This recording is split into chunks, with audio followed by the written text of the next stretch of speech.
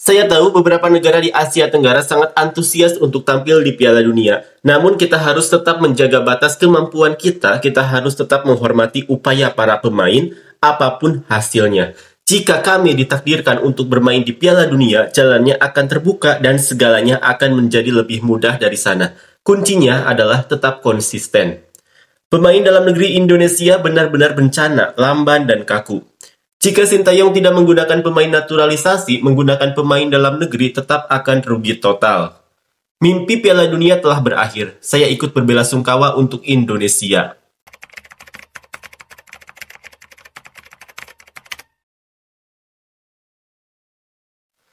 Timnas Indonesia gagal mempertahankan tren positif mereka tanpa terkalahkan setelah pada pertandingan melawan Cina, mereka dipaksa harus bertekuk lutut dengan skor 2-1. Dengan hasil ini membuat timnas Indonesia harus berada di posisi kelima dan hal ini menjadi sorotan dari orang-orang Vietnam, Thailand, dan Malaysia. Seperti inilah komentar orang Vietnam, Thailand, dan Malaysia.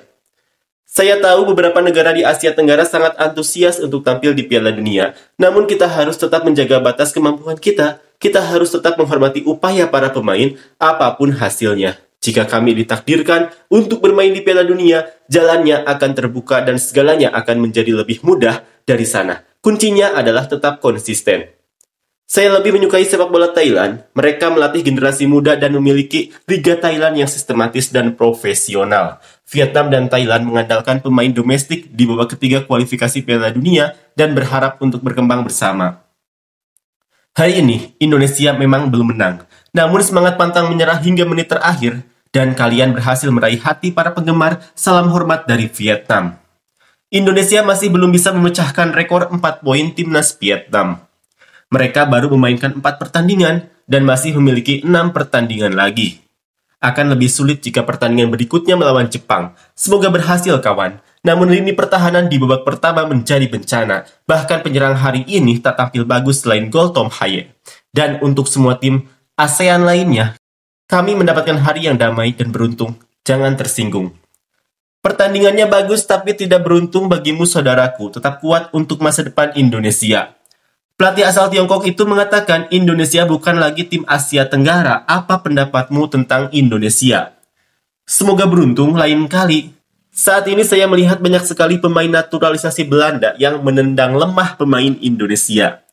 Sebelum imbang, kami bisa saja meraih 6 poin setelah 2 pertandingan. Usai imbang, kami berusaha semaksimal mungkin tapi ini babak ketiga kualifikasi Piala Dunia. Maaf, kami hanya meraih 1 poin. Saya kira kalau Indonesia main dengan pemain asli Indonesia pasti menang. Walaupun kita rival di ASEAN, tapi saya tetap dukung Indonesia karena saya ingin ASEAN maju ke sepak bola. Indonesia mungkin mempunyai kebijakan terhadap pemain yang tidak disukai pemain lokal, namun mereka mengharapkan hasil yang berbeda, sehingga mereka melakukan hal tersebut. Saya berharap sepak bola Indonesia semakin maju dan maju ke sepak bola, dan masyarakat lokal di Indonesia bisa mendapat lebih banyak kesempatan. Itu semua menyenangkan. Pertandingan melawan Bahrain itu adalah pemecah kesepakatan. Kalian seharusnya berada di posisi kedua dalam pertandingan ini ditambah momentumnya, tapi wasit punya rencana lain. Dari yang seharusnya berada di peringkat kedua hingga hampir keluar dari persaingan dan Anda akan bermain di Jepang selanjutnya sangat disayangkan. Mereka begitu ribut dalam beberapa bulan terakhir, sekarang ASEAN sudah damai. Pada laga sebelumnya, starting line up Indonesia bermain sangat baik. Mengapa pelatih tidak mempertahankan susunan pemain yang sama? Menurut saya, penyebab kekalahan pada pertandingan hari ini adalah karena susunan pemain yang kurang kohesif. Perbedaan susunan pemain terlihat jelas antara pemain utama dan pemain cadangan. Pokoknya kalian sudah bermain keras. Semoga di pertandingan selanjutnya kalian bermain bagus, mengumpulkan poin lebih banyak untuk membidik babak kualifikasi keempat dan menjadi satu dari 8,5 tim yang mewakili Asia untuk berlaga di Piala Dunia. Kemarin Indonesia mengejek Malaysia, hari ini kita pula mengejek Indonesia, mantap. Lain kali jangan sombong, memakan diri nanti. Tidak apa-apa jika Anda kalah karena Anda tidak memiliki cukup 11 pemain Belanda. Terus cari dan naturalisasi lebih banyak pemain. Anda akan menang lain kali, tetap semangat Belanda. Hari ini pun ditambah waktu 9 menit namun Indonesia tak mampu menyamakan kedudukan. Mereka akan menuntut FIFA. Vietnam mungkin satu-satunya tim ASEAN yang menang di babak ketiga kualifikasi Piala Dunia dan kelas Indonesia hanya itu. Mungkin Indonesia akan mengalahkan Jepang, apapun bisa terjadi, tetap optimis. Indonesia tetap bagus dan menguasai pertandingan ini meski hasilnya kurang bagus. Saya berharap mereka membuat sesuatu ketika bermain melawan Jepang di pertandingan berikutnya. Jika Arab Saudi gagal di laga melawan Bahrain, mungkin akan lebih sulit bagi Indonesia. Grup Thailand semudah ini. Tingkat Indonesia baru ASEAN, belum kelas dunia. Selamat pulang bermain di Piala. Tingkat desa lebih baik dibandingkan AFF. Jadi juara AFF Cup dulu lah, baru mimpi ke Piala Dunia. Katanya Indonesia bukan level AFF, tapi Piala Dunia. Siap dibantai Jepang. Silahkan naturalisasi 30 pemain lagi, 10 juta dolar per orang, bahkan menaturalisasikan pelatih Van Gaal, dan membiarkan Sintayong melatih tim Indonesia U16. Setelah melihat bagaimana Jepang bermain melawan Australia, saya tidak dapat membayangkan apa jadinya jika mereka bermain melawan Indonesia. Skor 2-0 akan menjadi sesuatu yang terhormat. Tim Belanda tidak bisa menang melawan Tiongkok, tetapi bermimpi pergi ke Piala Dunia. Saya yakin Indonesia bisa mengalahkan Jepang 3-0 di pertandingan berikutnya. Rafael menyelesaikan 2 skor tembakan jarak jauh dan strike melompat ke gol ketiga dengan penyelesaian kepala.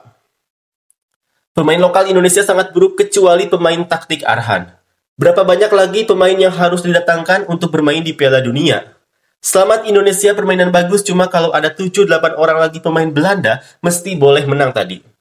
Mungkin naturalisasi saja tidak cukup untuk Asia Tenggara. Kami memiliki pelatih yang lebih berkelas dan semangat bermain yang lebih baik. Lihatlah, Korea Utara, mereka tidak membutuhkan terlalu banyak prioritas, namun mereka sendiri masih menjadi lawan yang menyebalkan di Asia. Pemain dalam negeri Indonesia benar-benar bencana, lamban, dan kaku. Jika Sintayong tidak menggunakan pemain naturalisasi, menggunakan pemain dalam negeri tetap akan rugi total. Mimpi Piala Dunia telah berakhir, saya ikut berbelasungkawa untuk Indonesia. Kalau kita jujur, coba lihat siapa wakil ASEAN yang sukses naikkan marwah ASEAN di kualifikasi Piala Dunia. Sementara 3 poin, kalau bukan Indonesia.